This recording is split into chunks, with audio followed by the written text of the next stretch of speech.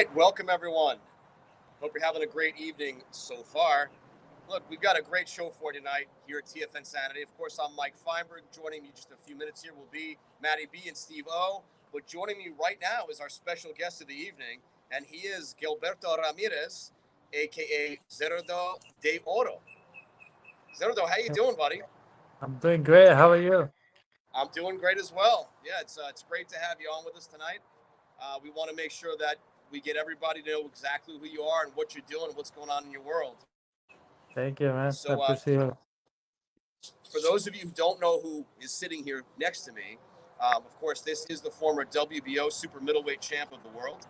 He defended that belt 5 times before he stepped up to light heavyweight. He's now top 5 in every sanctioning body of light heavyweight, including he's about to fight for the IBO belt, which will put him as the #1 contender for the WBO. So you're right there in the thick of things, buddy, in a great weight class, weight division. And, tell me kind of what's going on in your world right now. Well, I feel great right now. I feel ready for May 14th, and I just got home from training, and that's amazing because it's just 1 week away from the fight, and I feel ready. Okay. All right. Look, very interesting division as a light heavyweight. You got a lot of big players out there right now, some big name, great fighters. What? First of all, what made you decide to step up from super middleweight to light heavyweight? Oh, because my body needs to move up, and I think eventually I will move up again to like cruiserweight or maybe heavyweight. But right now I feel good in 175 pounds, and I think this is my division. I'm the best light heavyweight, and I just want to get a title fight. But I know that has a really important fight this May 14, and I had to pass through this guy, and then eventually the title fight will come. Right. Sure enough, I'm sure. I know we're going to get into the fight you have coming up on May 14th with Matt a little bit later on. He wants to ask you a few questions about that fight and your opponent. For the time being, though, I know, again, the light heavyweight division, you got a really big mega fight coming up in Dimitri Bivol and Canelo Alvarez. And, what's your take on that fight? Well, I think Canelo, he will get the fight. I think it will be a decision by Canelo. Okay. So you think he definitely has what it takes to take out a light heavyweight kingpin like Dimitri Bivol? Yes. Okay. I feel like this is his toughest test yet. This is going to be interesting to see for sure. So people who just keep thinking he's going to blow over everybody, it's not going to be the same against Bivol. But we want to kind of move into a little bit about you. We talk about the fighters that you've beaten over the years to get to where you are right now. We're talking about a stack of champions, top contenders that you've been able to just get past. Just to name a few, I've got them listed right here. We got Maxime Vlasov, Jesse Hart twice, Alexis Angulo, Tommy Karpensi, my guy, my buddy, Sullivan Barrera. You just beat him last year. Unesco Gonzalez was your last opponent. And of course, we can't forget what kind of started this whole thing, which is Arthur Abraham. Yes. It's a great. I think I've been really amazing career so far, and eventually I will get more title fights, and I will become a legend. For sure. Yeah, I want to touch a little bit on that Abraham fight. Obviously Arthur Abraham was part of that Super Six, and he was the favorite going into it. Of course, Mikkel Kessler, Carl Froch, Andre Ward. They had something to say about that. So that was a pretty interesting super middleweight contest back in the day. But Abraham still showed that he was still a top dog. He won obviously his belt and defended that 5 times. And here you came for his 6th title defense, and you absolutely shut him out on all 3 judges' scorecards, which was just kind of unheard of, for a fighter like that. What is it that you saw in King Arthur Abraham that you thought, I know exactly what to do and I got his number?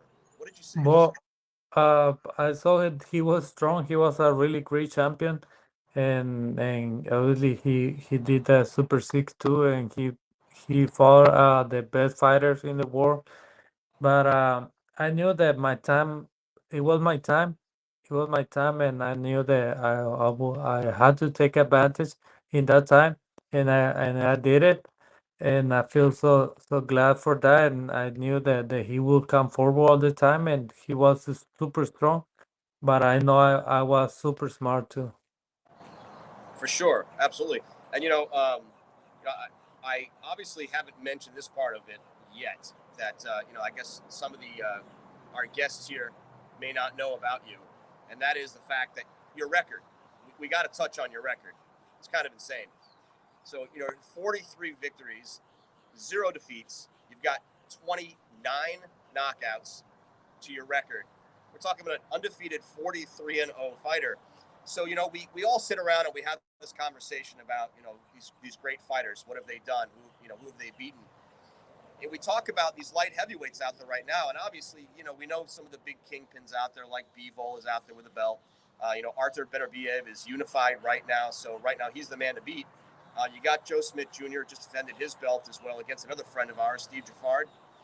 But here you are, undefeated, just trying to knock on that door.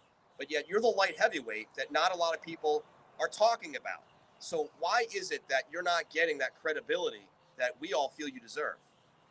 Oh, because that people sometimes they don't know about boxing.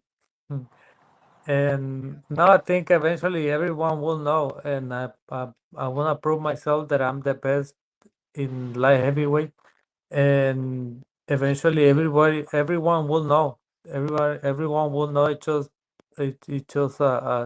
time. Just a matter of time. Yeah, just a matter of Yes, time.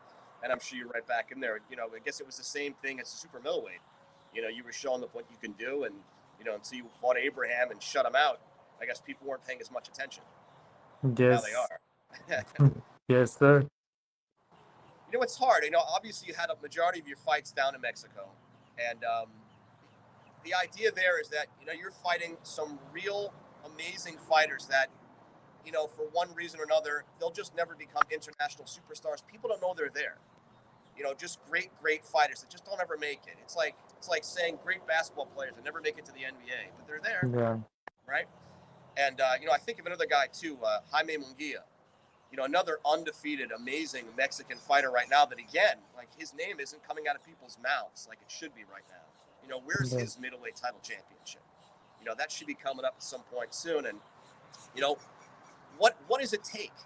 For a fighter, coming from Mexico like yourself, or really from any other country, to be able to make a name for himself and really be in that. I mean, Canelo obviously crossed over and he was able to do that. So what did he do, and are you trying to follow in suit to try to get your name in that same form or fashion? Well, to like keep winning any opponent and get titles, and I think get good fights eventually. It will be a good fight, and like I said, the people that they know sometime, but it just matter of time, like what I say, and even for Mungia too, it just matter of time, and he will be in the position that you think, and I will be in that position too, and I'm so glad for that because eventually people will know about me, and they will say, "Oh, I knew this guy that I believe in himself." And but the thing is, I believe in myself. I believe that I will do it, and that's only matter. That I believe myself. Hey, I guess Mike had to leave quickly. How you doing, Gilberto? Good in yourself. Excellent, excellent. Let me just piggyback on a couple of things that Mike was saying. First of all, um, I agree. I Not enough people know exactly who you are, but in terms of light heavyweights, you have Dimitri Bivol, Joe Smith, and then you're right up there with them. And again, your name's not up there. Do you think it has anything to do with your promoters? I know that you were recently signed, well, recently signed with Golden Boy a couple of years ago, right? Yes. And I think it's just like the promoter has to work out in the terms and the contracts and everything. And because as a fighter, we wanna make the fight happen, and that's what we want to do the best, right? To fight anyone, and we want to prove ourselves. We want to prove everyone that we're a fighter. We fight just for the legacy for with the best and that's all that we want. Even I'm I'm speaking for all the fighters too, not only for me myself. Right, right. Now, at any time during your career, do you felt that you were being kind of ducked by opponents because of your style, because of the fact that you're a southpaw, because you go to the body? And do you think that your style has anything to do with not getting some of the? Yeah, of course. I mean, there's some fighters that they don't they want to get a better reward.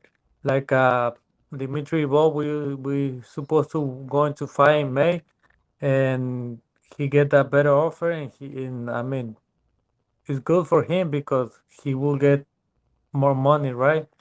But as a fighter, it's like a shame that you don't fight with the best, and you supposed to fight me, and you was calling me now. You was calling out and many times, and look what he did.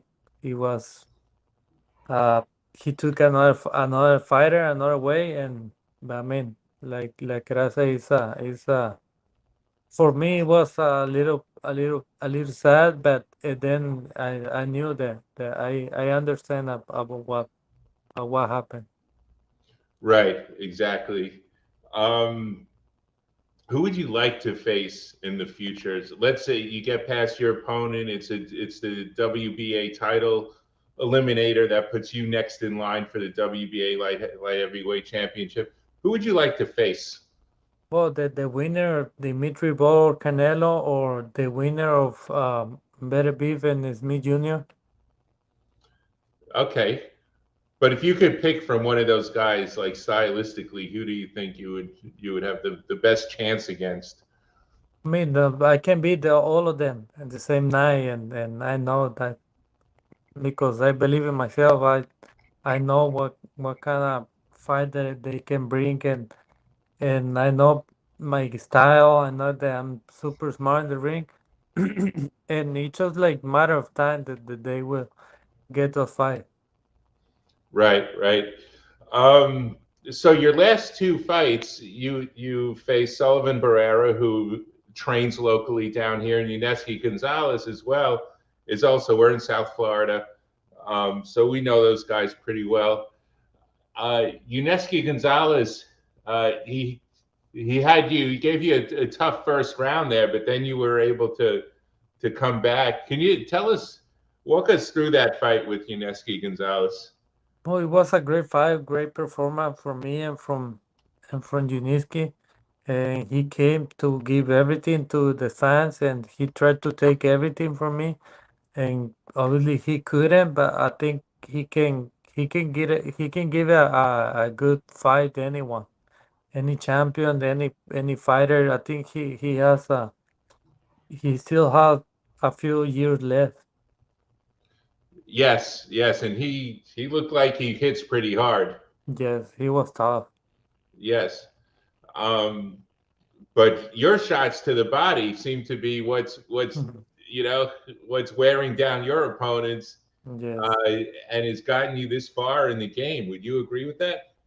yes, and it was part of the game. Try hit the body too, and I like to hit the body because my it's like my style too. Like I know that the holes and it's open and I hit it. Exactly, exactly. So, what can the fans look forward to with your fight next week? Oh, the 2 weeks. another exciting fight, another exciting performance, and I will give everything that I put in the ring, I put in my training camp, and I'm so excited for this fight. Excellent. Well, I'm definitely excited to watch you. Southpaws and I've said it many times on this show, I like watching Southpaws. Uh, and, it's a tough style. And especially when you combine that with a good attack to the body, that's what I like to see as a fan. So I'm Thank really you. looking forward to seeing you. We're going to try and get Mike back on here because I know that he had a few more questions. Okay, so All just right. give us 1 second right here. Mike. Yes. Hey, what's up, Gilberto? Hey. What's going on? So, Um. so I had a bunch of questions for you. Mhm. Not boxing related, but so you throw a baseball and bat lefty, right? Yes. Uh-huh. And you box southpaw. Yes. And which hand do you write with? Right. So you're a righty, Yes. writing. And But growing up, but how did that all happen? I don't know. I don't know. But the thing is, when I get injury in my right hand, I used to write with the left. What kind of And injury do you have with your hand? the I used to have the Sajida band. It was like raped Uh-huh. and they fixed it. Yeah, and it Wow. was So like you learned 4 to years use your ago. other hand. Yes, yes, sir. Wow. So the knockout rate basically that you have is all under 6 rounds. That's your average. Mm-hmm. All those knockouts, you're averaging under 6 rounds. So is that your goal with this next fight coming up? Yes, I'm looking for a knockout, early knockout, and I put it like I say, I want to put the great show. I want to put the great performance that I have, and everything that I've been doing in the ring. I want to put in there, and I know this guy that he's like kind of like German style is that like Arthur Abraham Uh-huh. kind of like same style, and I know how to get this fight. What's your goal in your boxing career? What do you have? Yeah, get a light heavyweight, Uh-huh. then cruiserweight, and heavyweight. You want them Yeah. all. Yes, I want it all, You and the takeover. yes, and unified champions too. Yeah, unified belt. You got a lot of high goals. Yeah, be a legend. Is one of your That's the part. goals beating Mayweather's undefeated record? Is Yes, that something? yes. One of my goals is break the records and from Floyd Mayweather and get a different world title division and eventually be a role model and become a legend for all the people. Yes, for sure, for sure. And like I've never seen Canelo live. Hmm. Is that something like you aspire to do? Is fight Canelo, which is like the biggest name in boxing today? Yes, I mean he's a great champion. He's a good fighter. Yeah. And it was like 10 years ago when we did sparring. And I think for me it was great because I just started boxing in that time. And it was like I had like 21 years in that time when I did sparring. But I learned a lot from that, and I knew that I can handle and with sparring. And right now I'm more mature and I know that it will be a great fight, and people asking for that fight. Yeah. Wow. Well, I'm looking forward to this next fight. Where's it? It's in Las Vegas. California. My You're in fight, California now? yes, in Ontario, Okay. May 14th. And it's streaming on Danzon. Yes, DAZN. sir. Yeah. Uh-huh. That's on. Right.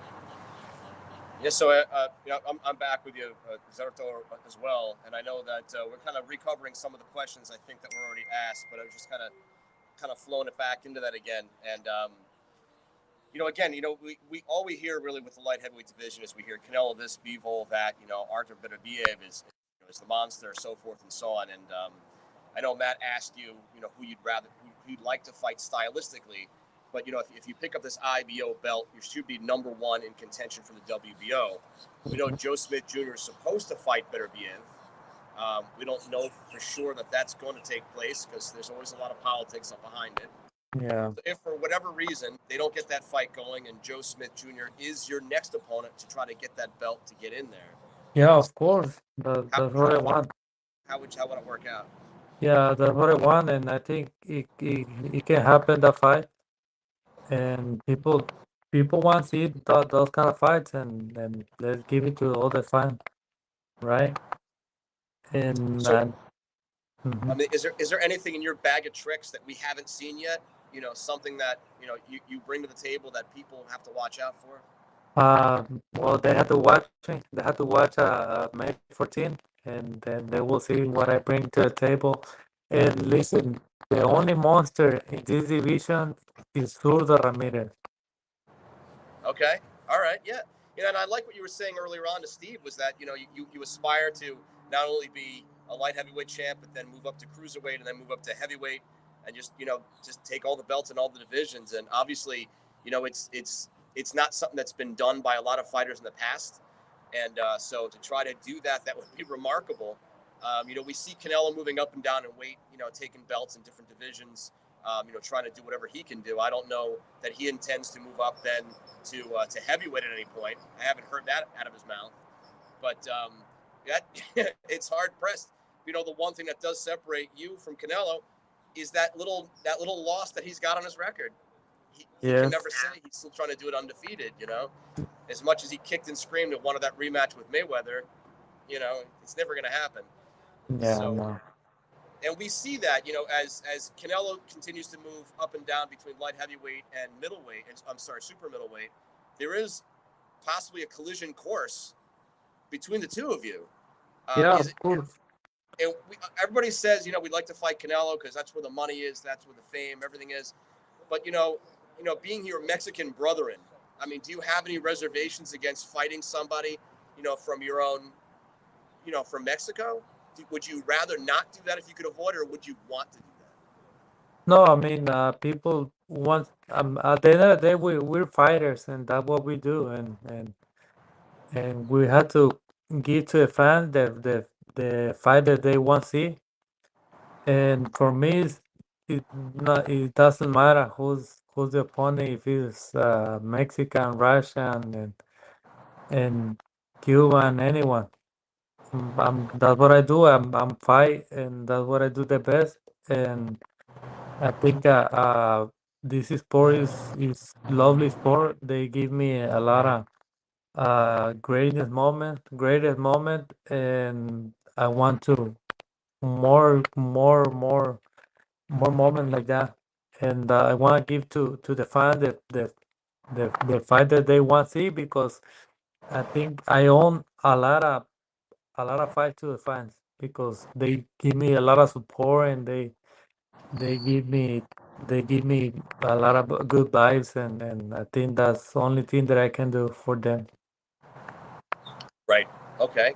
I'm with you on that. I think back to many years ago. There was a fight that I had a lot of interest in that, some people said, which was Oscar De La Hoya when he fought Miguel Angel Gonzalez. Do you remember that fight? No, I mean, I was I was too young, but I saw it on YouTube. Yeah, you Yeah. were probably little at the time. Yeah. I think De La Hoya was 35-0, and Gonzalez was 45-0. These were two completely undefeated fighters, and it was this colossal, clash between Mexican fighters. And of course, De La Hoya went on to win and move on to continue winning in different weight classes and divisions. He took on fighters like Julio Cesar Chavez twice. So there was always that big mega Mexican matchup that kind of went on, and so many other fighters that we can talk about in that sense too. But I know that, and when I asked that question, I guess I wasn't being specific. And I guess what I was saying more is, having that Mexican heritage and seeing Canelo do so well, I mean, it kind of puts a good stamp for Mexico, right? There's a great superstar out there. Yes. And is it, that's why I asked, is it really somebody you'd want to fight? Because if you beat him, you kind of knock him off his perch, and there's one less Mexican superstar out there. Mm-hmm. It kind of takes away. Like, you can run your careers parallel to each other and both be successful. Yeah. I think that's what I'm doing right now. I'm looking for my path, but eventually it will cross away because he's in the light heavyweight division right now. I'm in the light heavyweight division, and people want to see that fight. For sure. Okay. And then, going into, I know you're kind of talking about it, but not in a direct sense earlier on with Matt. As far as light heavyweights are concerned, we know all the big players that are out there right now. A lot of people feel the ones with the belts, as far as the champions right now, they feel that Beterbiev he's the man to beat, that he's the top dog right now. He proved it when he unified belts last time out.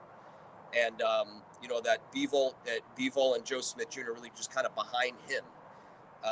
We don't know with Canelo yet until he fights Bivol where he kind of stands in that mix, but I mean, what's your take on that? Do you think that Beterbiev right now may be the best light heavyweight that's not you? I think no, because I'm the best, and It's not but no, but but right now he has 2 belts, and right now he has the good position, and he unified champion, and I mean he's a great fighter, and I don't take anything from him, and he's a heavy hander. He's a good puncher, and I think people want to see that fight too. And I mean, for me, it could be great to fight him as a champion and become a champion too. Sure. Okay. So as far as you're concerned, you don't have any issues with really any of those fighters. You think No. that stylistically you match up well and you can beat just about any one of them Mm-hmm. with just exactly what you've been doing. Mm-hmm. Yes, sir. I don't doubt it. I don't doubt it. I mean, the way you've shown your power punches over the years and everything that you've been able to do, and you've got a whole, like we said, bag of tricks. Like, there's always something that you can find a way to pull out. And I mean, again, I listed all those fighters earlier on that you've been able to get over, and it's just amazing to me, that you've gone through so many so far. Anyway, I know Matt talked about that southpaw style. Obviously that kind of, puts a wrinkle in people's game plans because it's difficult to find guys like you, to train the other fighters that are out there right now, to get them prepared for a guy like you. Whereas you're training with, I'm sure you're sparring with countless orthodox fighters, so you're ready for those guys. Yes. That gives you an edge and an advantage, I'm sure, right? Always have to be ready. So look, I wanted to tell everybody listening to this too. So not only are you 43-0 with 29 knockouts, not only are you a former champion who defended so many times and so forth, but you're only 30 years old. Yes. Right? I mean, you got a lot of years ahead of you still yet, if you want to continue in the sport. I know you started your career kind of early on, so, you don't expect to be fighting until you're 50. But, but you haven't taken any punishment. You look like you just showed up. Yeah. And you haven't gotten in the ring yet. So, I mean, realistically, you have your certain goals of what you want to do with these belts. Do you have a time frame of how long you want to fight? Hey, if I get there between these years, I'll do it. If not, it's just time to call it quits. Well, but I think like 8 years. I was thinking like 8 years more, but who knows, right? 8 years, yeah. I mean, that's a lot can happen in 8 years. Yes. Especially the position you're in right now. Pretty much get ready. If you win this fight in a couple of weeks, you got to be in a position to fight for a belt here before the end of 2022.